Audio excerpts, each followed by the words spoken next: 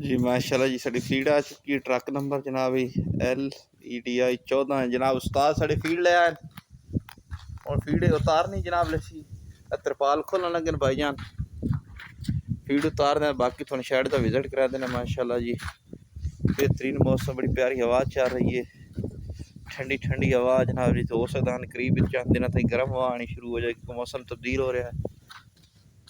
पट्टियां खो रहा है साड़ा उस्ताद,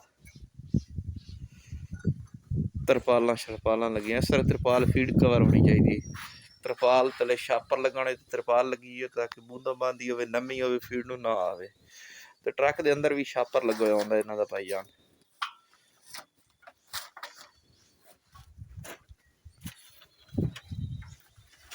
साडा फीड गोदाम है जी। दरवाजा ओपन करिए, करना जी दरवाजा ओपन गोदाम का। लो जी, अल्लाह जी साडा फीड गोदाम माशाल्लाह कली शली हो गया। इस तरह हम छापर पावांगे, सफाई शफाई हुई है, तले दाग है वैसे फर्श देखते चूना शूना किया ना सारा, पानी शानी के दाग शाग ने ना, सफाई शफाई। साढ़ा फीड होंगे पैप खलाते कली शली किया चूना चूना शूना अस लाजमी कर दें दूसरे तीसरे फ्लाग के अंदर, ताकि फिर ना सफाई होंगी रहे, मुकम्मल फीड होंगी अगे पिछे। इतने इस जगह जनाब फीड असी लावे, साइड थोड़ी झाड़ू मार लेंगे, मजीद थोड़ी छापर पैसे इतने फीड पावे जनाब। फीड गोदाम की फीड है। इस तरह दीवार तो थोड़े वक्फे तो फीड स्टाक करेंगे। इधर भी है थोड़ा फीड गोदाम है जनाब। मेन हब पर हो गया जनाब।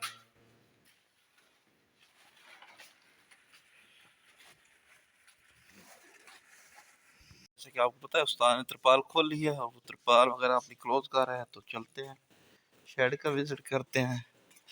शेड सील किस तरह होना चाहिए, जो अक्सर लोग पूछते रहते हैं शेड की सीलिंग वगैरह। ये देखें पाइपों को इस तरह बाहर छापर लगाकर धागा लगा दिया करें, या मिट्टी वगैरह से इनको बंद कर दिया दें। अंदर से मिट्टी से बंद है और बाहर छापर वगैरह लगाया हुआ है, ताकि हवा का जो कहीं से भी गुजरने की जगह ना हो।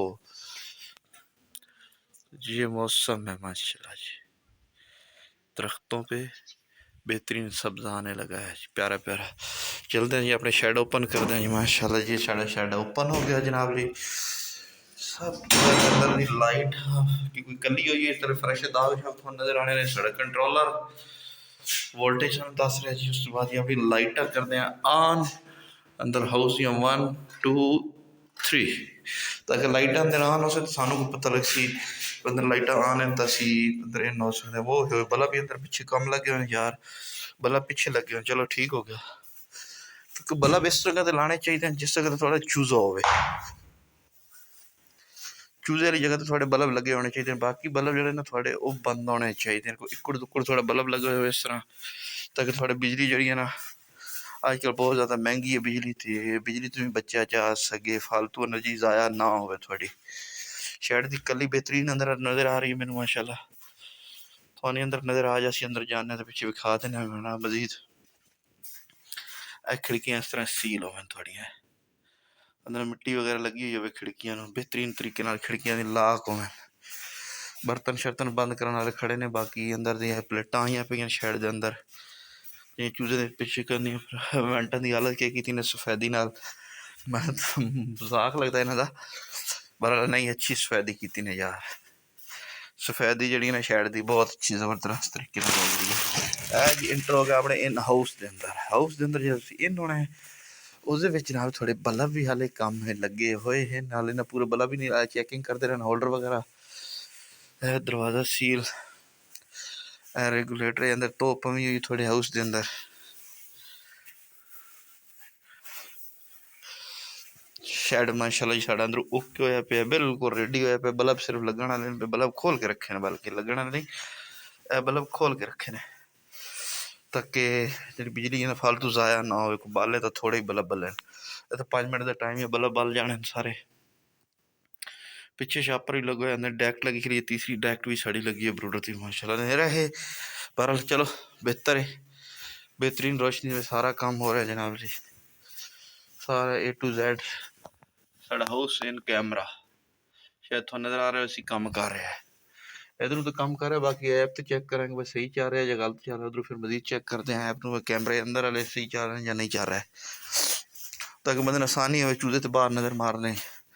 बंदा जिथे वदा हो बाहर हो शैड तू अंदर हो किधर दूर भी गयो तो बंदा चूजा नज़र बंदा मार सकता है। कैमरे वेख के माहौल कैसा है अंदर, चूजा किस तरह बंदा उठता पे। कैमरे लाजमी होने चाहिए हाउस के अंदर अंदर और बाहर। बल्कि अजकल तो हाँ हालात इस तरह के कैमरे थोड़े हाउस के हर तरफ 14.5 कैमरे लगे माशाल्लाह हाउस से। इन आउट मुकम्मल बाउंड्री एरिया कवर करता है। ठीक हो गया। विजिट हम शैड के अंदर करा दे कली माशाल्लाह बड़ी ज़बरदस्त हुई खड़ी है। बल्ब हो गया, बाकी चलते हैं बाहर क्योंकि अंदर ने रह यार सारे बल्ब मुकम्मल उन्होंने नहीं किए, खोल के रखे। मैं दस रहा बिजली ज़ाया होंगी, असी पतला पतला बल्ब को लाया हुआ। चलो बेहतर है बल्ब भी कम कम लगे अंदर, रोशनी माकूल रोशनी थोड़े को अंदर शैड के अंदर हल्की फुल्की रोशनी हो। चलो शैड के अंदर पक्खे दी जालियां शालियां लगी सारे पक्खे। यह चीज़ मैं थोड़ा दसूँ, सर्दियों के वेंटिलेशन नहीं पक्खों के पासों टैंपरेचर डाउन होता है।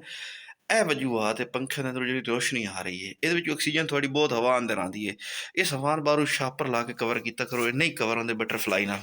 बिल्कुल ये बड़ी मालूमाती चीज़ थोड़ा मैं दे रहा सी, क्योंकि अक्सर लोग जनाब सर्दी हो या गर्मी हो लाजमी कवर किया करो। लाजमी नहीं फुल सर्दी कहना गर्मी जी कवर करो, ताकि ऑक्सीजन जी थोड़ी हवा है पिछू एक पासों हवा आवे, दूसरे पासों अगू हवा ना आवे। ए लाजमी शापर लगा होना चाहिए थोड़ा पक्खन का। उम्मीद है साड़ी वीडियो जी थोड़े नाल अच्छी लगी उसी। अगर साड़ी वीडियो थोड़े अच्छी आ गया खैर जनाब हाउस के बाहर त्रिपाल शपाल सारा कोई मौसम व्यू शो बड़ा प्यारा मौसम है यार आज।